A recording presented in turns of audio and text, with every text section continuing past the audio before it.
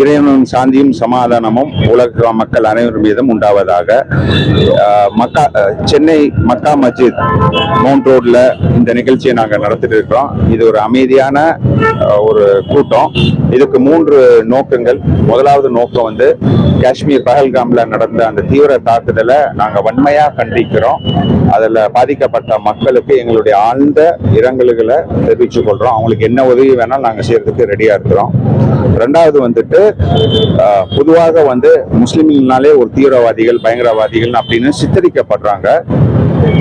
இதுல குரான்ல இருக்கிற ஒரே ஒரு வசனத்தை மட்டும் நான் சொல்லிடுறேன்.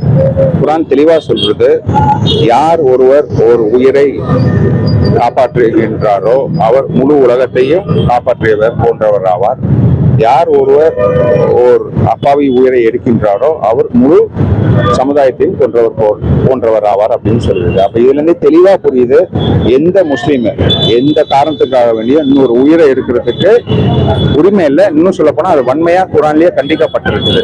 அதனால இஸ்லாத்துக்கும் பயங்கரவாத செயல்களுக்கும் துளி அளவு கூட கடுகளவு கூட சம்பந்தம் இல்லை என்பதை வலியுறுத்தி சொல்லிக் கொண்டுள்ளோம்.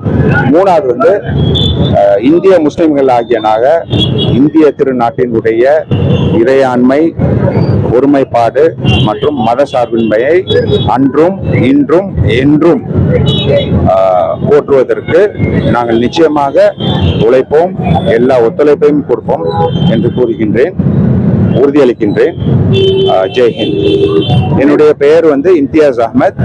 நான் சென்னை மவுண்ட் ரோட் மக்கா மஸ்ஜிதுடைய செயலாளராக செயல்படுறேன்.